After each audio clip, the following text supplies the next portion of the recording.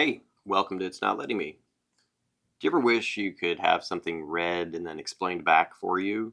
Well, now there is an incredible tool inside of Google called Google NotebookLM. I'm going to demonstrate what that looks like today. So I've been in the process of digitizing my years and years and years of handwritten journals. And so what Google LLM is great about is because it is a notebook, just like we're used to. A notebook. You add sources to your notebook. Those sources can be websites, they can be YouTube videos, they can be Google Docs, they can be any text, emails, PDFs.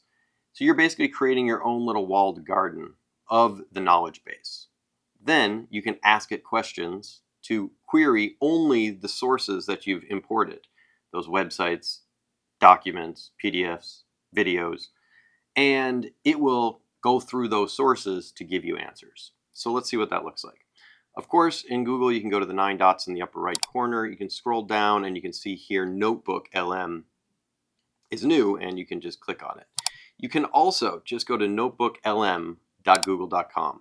That's what I highly recommend people start doing, is just typing in the sites that you want to use. There's docs.google.com, drive.google.com, sheets.google.com. The list goes on and on. I've already imported one of my sources. So let's look at book 3. So book 3, you can see that this is the output that I had, and it immediately gives you a summary. It says, in this excerpt, seemingly a personal journal of memoirs, offers a rich tapestry of lived experience and reflections.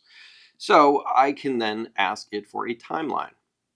On the right side over here, you can see the timeline will generate actual dates about everything there. I can click on briefing doc. It'll generate a briefing doc. I can click on study guide.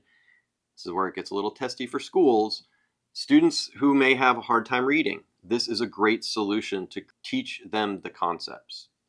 They can upload their sources or their readings for the day, and then this is where it gets really amazing. They can create a podcast based on the sources you fed it. So you could go back in here to Studio, click in Timeline. You can see the timelines, the ideas and key facts. October 26, 2023.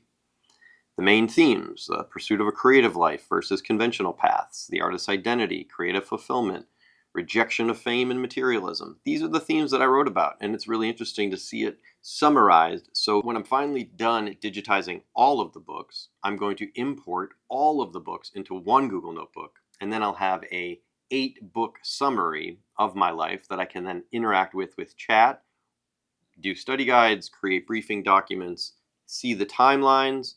But then the final thing over here is the load the conversation. That's what today's about. You can load sources into NotebookLM, and then it will generate a podcast based on what you have given it. You can go in here, you can give it some, change your playback speed, but you can just click book 3 and... Welcome to the deep dive. Today we're doing something a little different, maybe a bit more personal. We're diving into the raw, unfiltered world of someone's private thoughts. That's right. Our source material for this one is, it's a series of really intimate journal entries. They're from a young person who's navigating, a really pivotal time in their life. Yeah, and we're talking reflections on like everything, complex relationships, career ideas, just starting to form, lots of travel. And that big universal search for purpose, right? It's all in there. So our mission here is to try and pull out the key insights, the emotional truths, and maybe some of the philosophical questions that are kind of buried in these notes. Exactly. And it's more than just one person's story. It really is a glimpse into that, universal journey of growing up, trying to find meaning. And hopefully, as we explore this, you might actually see bits of your own journey reflected here too. Oh. So where do we start this deep dive? It feels like it really kicks off with what Dasa calls the artist's awakening. Mm-hmm. Yeah, that's a great starting point. It's this moment captured right on the page where they're thinking about something from Tuesdays with Morrie. Right, that quote about the thinker who doesn't just accept the rules, but cerebrates the world for himself. Basically, thinking for yourself. Yeah, processing it deeply. But what's interesting is how fast it shifts. Totally. It goes straight from thinking about it to this, like call to action. Don't live, only these words, live it. And then that immediate realization, that's the hard part. That's the work. It really sounds like a turning point, doesn't it? Like a conscious decision. Oh, absolutely. And what's amazing is They didn't just think about Maury's words. The journal sort of becomes this blueprint showing how they actively tried to, well, engineer their life around these ideas. Yeah, it wasn't just passive reflection. It was like, okay, how do I do this? Exactly. So that's it. So I will link the entire podcast here down below. If you really want to go deep into my story, I am being completely vulnerable and letting this out there. So what you do to get into this, you just click add. You just can add sources. They can be Google Docs, they can be links, they can be pasted text. And you can also discover sources. You want to use the AI to do some deeper research for you. So you have your chat, you have your studio, and you have your notes. All of these things are incredibly powerful tools. As all the information is loaded into the knowledge base, you are going to get a really good sense of how these tools can be used and how they can be used to create an entirely new book.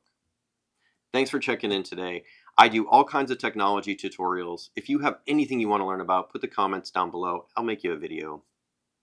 Please like and subscribe down below. If you comment, if you share these videos, it really helps us increase our exposure. I want everyone to stop saying the words, "It's not letting me," and that's why we've called this channel, "It's Not Letting Me." Thanks for checking in. We'll see you next time on It's Not Letting Me. It's not letting me! Quit saying that. Like and subscribe down below.